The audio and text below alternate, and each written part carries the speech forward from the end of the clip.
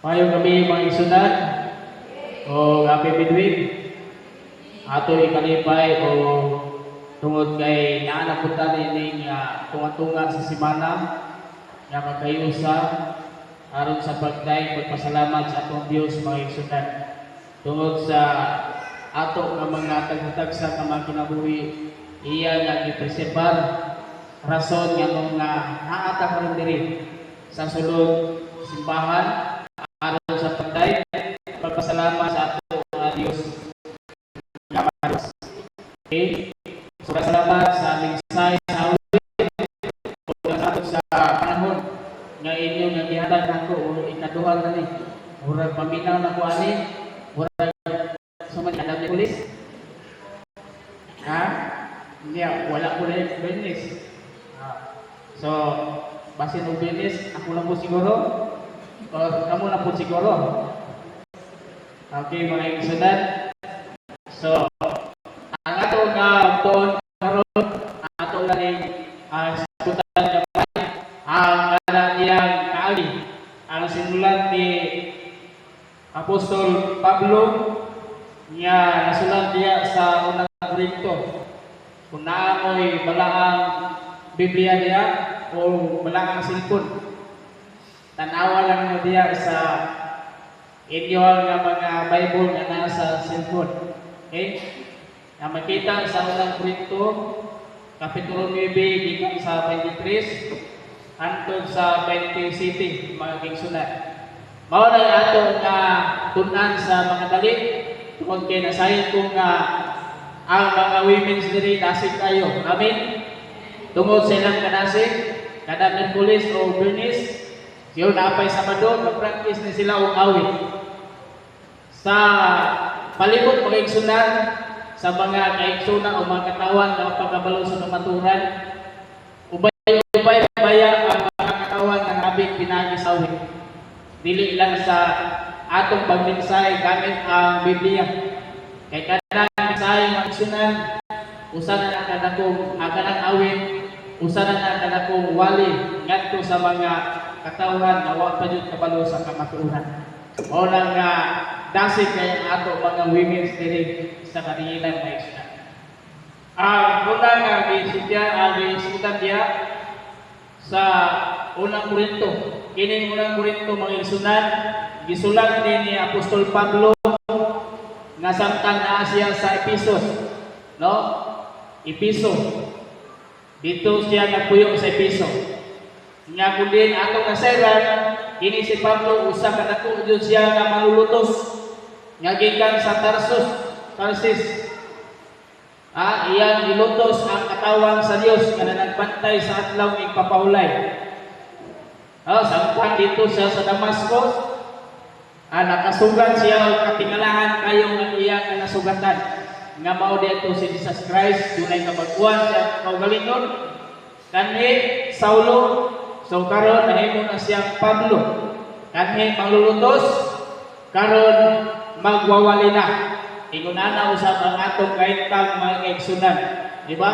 Kanhi naatas mga pangkalibutanon, karon naata sa kana niyang kahayan tungod kay gusto ta og kaluwasan pag-abot sa Ginoo. Mula dito sa bersikulo 23 sa Kapitulo 9. Dito ko ang tanan tungod sa may palitak aron makapit ako sa panalangin ini. Monay usa ka minsay ni Pablo nga samtang dito siya sa Episo. Iyan gisulatan ang mga katawan ito sa Korinto. Tungod sa iyang apil sa buhat, iya giatak ang tanan. Pero yang mga kumbaga kanang iyang bisan o kangalagan na siya nakita siya pero ang iyang ulong sa iyang mga amigo o higala wala din mo usab ang sunan, no? Nakihigala po siya yan ang tanan pero kung supang na ganing sa pagto niya wala po na niya apatan. Kaya lagi niya na para lang kung unsa usa ang kamaturan nga iya ang gusto po niya ang kamaturan na nasa iyang kinabuhi iya po mapahat sa iyang mga higan. Amen. Sumaw na usa ang kamaturan na nasa tuwa atong bunsan i-share sa uban, no? Kay og dili ta share sa ato nga pagtuong igsunan mo na gitawag og hinangol nga kaluwasan, di ba? So mo na ato yung ipahat wala ka kundulan tay mga silingan diyan nga grabe na jud kayo nga pagdungon. Dili ko na to sila mahukman, no? Silingan man nato. So ayaw na duduan ang pakigligala sama ni Apostol Pablo, no? So usa na kapunto nga kundi gusto nato sila nga makabit ingon ana kulang ato kagwatot maayo nga paninginan diya sa ato nga komunidad mga igsunan. Sabay patro sa walay duwa-duwa nasayon kamo masalumba ang tanan mudagan apan usara kanila ang gantihan busa paningkamot ka mudagan aron nga gantihan kamo sa restaurant mga igsunan o sa lupa sa mga sasakyan. Pipila na ang nakita sa buwana. O niya, nasayon ka nga, kung doon na nga restaurant racing, bisan lupa sa dagan, pila na mga tao, kung doon sa dulo, sa ito, sa ito, o na nga, sa tipo kalitan, nagkanita, ito sa Ilisya Adventista. No?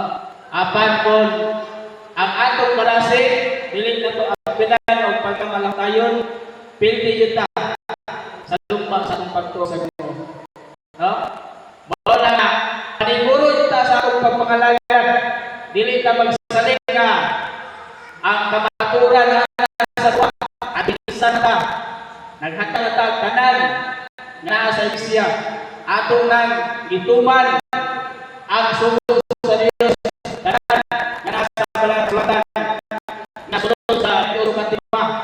pero atong nga kinaiya sukuhay sa atong pagpangalagan mahimo sa nga useless mga igsunan. Wala ka maningkamot ka aron nga mudaog ta sa atong pagpangalagan ingon na kana niyang tips para nga kana niyang kadaugan atong madawat panawag sa pagbalik sa Ginoo. 25 ang kada pagtulak na nagbansay nagsunod sa disiplina. Tanan ng mga atleta sa buong kalibutan dili sa Pilipinas doon na sila pagbansay silang kaugalingon. Si Manny Pacquiao permitted na kasami was na siya tanan niyang away sa Las Vegas, no? Tanan ng mga atleta doon na lang sila pagbansay ang disiplina sa ilang kaugalingon aron na ang kadaugan ilang mangkod.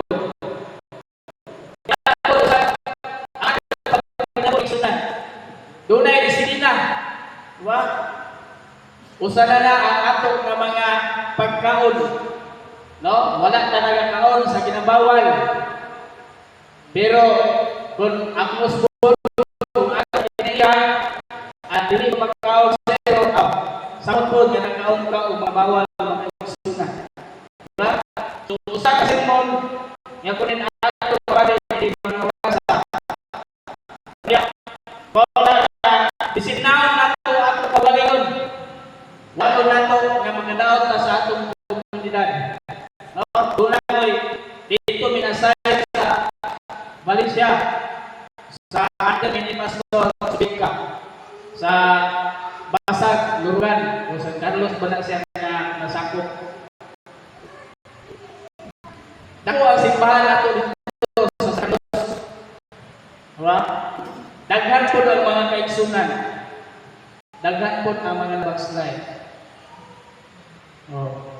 Tungod sa kinaiya nga nasulod sa iglesia mga igsunan. Kwartaan ang nag-angkol na itong simbahan. Kanya-angkol niya ba? Ila na simbahan, sila nagtukod, ako siya o gaswani. No? Mo na nga itan-aw pod sa mga gagmay nato nga mga igsoon kanang bag-o pa sa pagtuo. So kanang bag-o pa sa pagtuo, gamay bigil ana. Undang na rin as pangalagan. Istorya diri katong dito minasay na dunay unog nga nabautismuhan. Gidawat sa pulpito, di lang ko magsabang og kinsa na. Gidawat sa pulpito ato sa out crusade. Ginadalayan niya kana ang inyong singinan karon ayaw matili na buna sa sunod sa bado makita na. Di ba? So lisod kayo, wala disiplina sa kaugalingon. Makaingon ka na nata sa sakto siya. Nata sa uso nga pagkakaroon. Pero sunod sa kasing-kasing magawa sa uban pag-isunod. No? Una yung sa uban nga ang simbahan daw sama sa arka. Nari ang iro, iring, tanan, mga ruwasay. No? Gamay lang ang makita kamay sa igsoon, usiko na dayon, paghuton na. Kaya ka na, dili na lang usap na sinina. Wala ba? Isa kayo anak ang igsoon. Pagpansay sa kaugalingon. Pagpansay, isa na rin ang pagbasa sa balang kasulatan, pag-ambog, labing karon na doon natin kusin. Bansayon ang atong kaugalingon, nga na ang pagkamingpuon, i-apil ko ninyo sa inyong worship ka nagabi sa buntag, nga ang atong worship magsugod karon din sa 15. O i-apil po ko ninyo nga ako nag-ground work din sa inyong komunidad, i-apil po ninyo. No? Okay. So wala, bansayon nato ang atong kaugalingon, nga walay mga gagmay na tumigsoon nga manggawas tungod sa kapay lang yun yung makasitihan, magsan yung makasakit sa ilang masikas. Sa may Visayas, mga pangyayakan, nga nagdagan ako, may kayo sa langanan. Sama ako sa Mugsingiro, na dili, magpatakag, sumbag, no? Dayon, ipanso ko ang akong lawas, o ipantol ko kini, aron nga dili ako isalikway, upan ako mag-awag, sa uban pagkapil sa bangga. Mo na gihimo ni Apostol Pablo sa iyang kinabuhi. Kanan iyang giadan agawa sa kanang makadaot sa pagpangalagan. Iyang gihimo kun unsa ang kaluwasan nga iyang gusto sa iyang kinabuhi. Mao po iyang gusto nga kaluwasan angkon sa iyang silingan. Amen. So ayon ning anak ko ta mga igsunan. Kun kanang kaluwasan nga naa sa kinabuhi, dili natin iluog atong ipahan sa atong silingan. Kay ang Ginoo nang andam og pulayanan para labas sa tanan. No, dili lang sa usalang ka pamilya. Mao na maningkamot tanang maigsunan. Nga kinahanglan nga dunay tay sakto nga pagsusi sa atong kaugalingon. No? Kay kita ang ginabasa diha sa atong komunidad. Diba? So, kung duna sila makita sa atong nga kinabuhi nga dili ayo ang ebanghelyo lisod kay makasulod yun. No? Ako na yun ang siyang lisod kay pasudol ng ebanghelyo diyan lugar. Kung maski ang mga kaigsunan mayroong pang dili mayong kalanaw sa community. So muna ang mensahe nga ato na magkuha o pagtulunan ang sulat ni Apostol Pablo. Ayaw ng inisya makahatag na ito kadasig po sa uban katong mga naluya. So, katong mga igsunan na ato nabisitahan dito sa Puro 4, layo na ito sa Malinaw, Puro 4. Akong gihike kanina buntag, nabalaka sila. Ikilang, sir, wala na din may nakasimba. Tulo na ka Sabado siguro. Wala na. Siguro kung Sabado, sir, namin kami.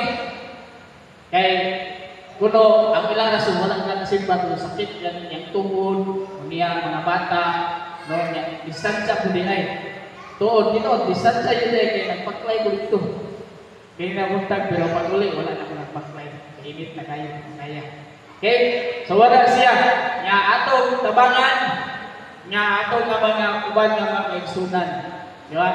Nga kulin ka na atong kada siguro sa iglesia katang ang uban atong nga mga igsunan na mga gagmay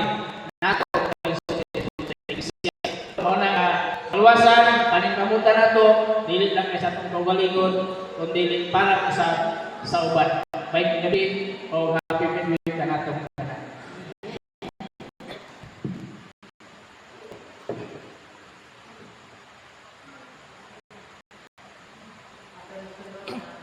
Salamat sa mga kaipunan natin, mga pinasay na pag